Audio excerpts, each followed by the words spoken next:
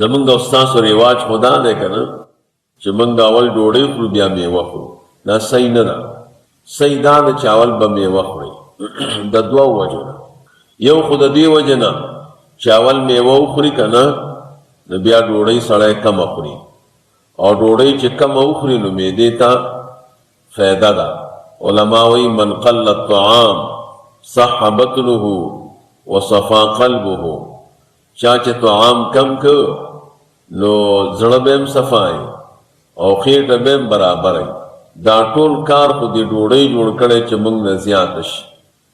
دویمه فایده پکې دا ده چې دا میوه چې ده دا سریع الهضم ده، زر هضمیږي، او ډوډۍ بطیء الهضم ده، د هغې هضم وروست وي.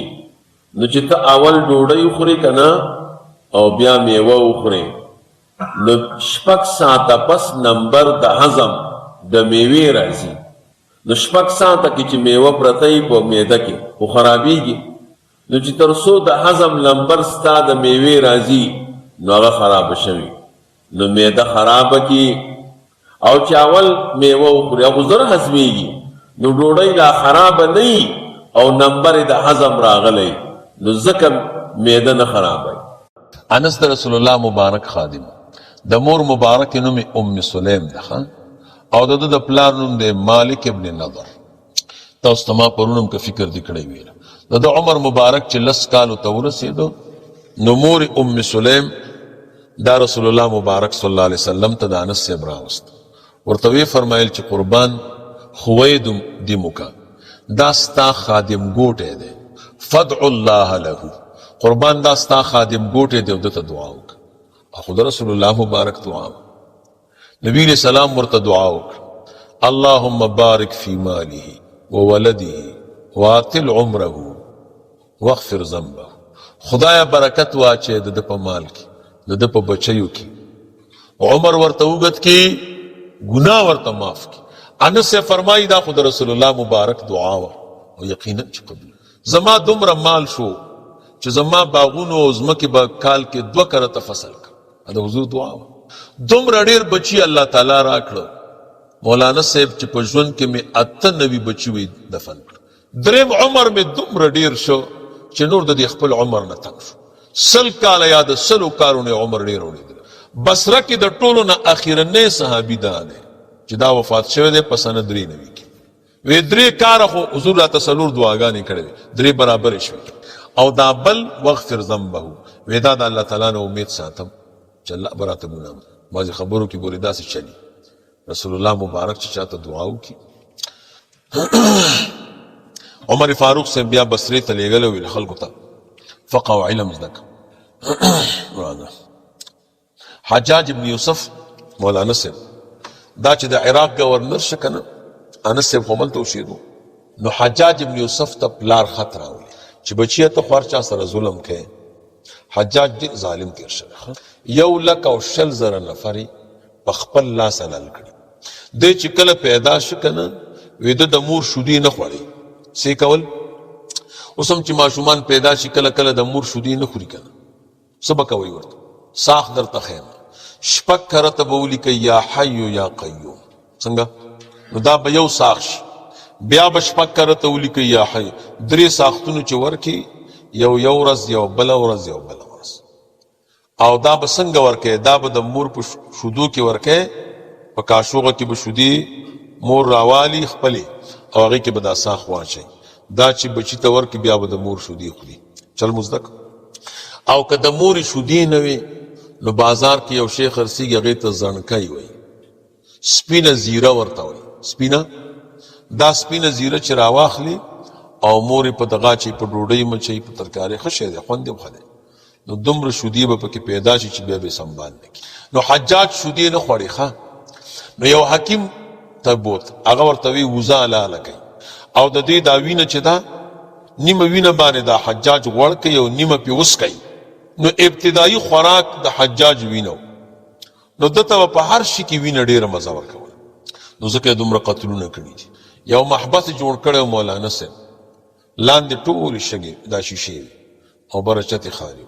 یو ځل جمعې مونځ ته روان او دې خلکو چغې وهلې، نو دا ورته وی چې اخسئوا فیها ولا تکلموا کولی شئ لکه الله تعالی به جهنمیانو ته وایي.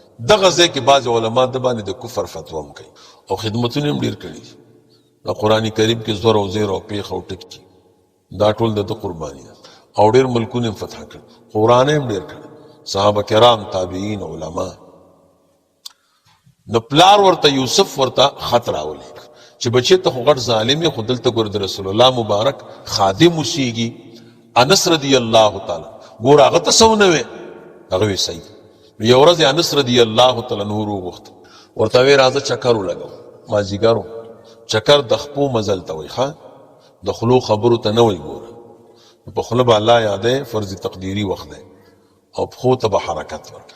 نو دا ورته وی چې ورته وی چې انس رضی الله تعالی چې تا خو د رسول الله مبارک خدمت کړه او د حضور سنت دي لیدلې، دا زما سنت خدي که د نبی رسول الله صحابه خو ډېر غیرتیانو. ګوره بس انس صاحب داسې ورته غوسه وکړه، ورته وی دا ته څنګه خبرې کوې ته او ستا ټوله سنت دا یو طرف ته کا، د رسول الله مبارک د اس خاشنو او بول بل طرف ته کا، دا هغه بول ترېنه قیمتي دي ستا او ستا د دې اسونو. څه ګډې وډې وی ولې وی ته به سره د دې اسونو جهنم ته ځي، ځکه دا د ریا والا دي. او رسول الله مبارک صلی الله علیه وسلم د اسونو خاشنه به د میزان په هغه چابړي کې اچول کېږي، میزان کې. نو ته څنګه هغه سره ځان برابر؟ او حجاج ته چا داسې خبره کوله، حجاج ډېر غوسه شو، ورته وی قسم په الله که ته د رسول الله مبارک خادم نه وې او زما د پلار خط نه وې او د بادشاه وصیت راته نه وې، نو نن به ما ستا د تنې نه سر جدا کړ. انس صاحب ورته یو ظالمه خبره واوره، د پلار خط تم لرې کا، د بادشاه وصیت تم لرې کا، خدمت زما لحاظ ونه کی، ته ما ته هېڅ نشې ویلی. او هغه چې زه سار ویم که نه ویله د ظالمانو د لاس خلاصي. او ما سار ویلی ویلی راته وی ښایه ما ته کومه دعا درته رسول الله مبارک ښودلی؟ وی زه د خره په غاړه کې غاړکۍ ناچو، ته خو زناورې ډېرې زارۍ ورته زه خپل کار کوم، اوس راته ویلی نشي.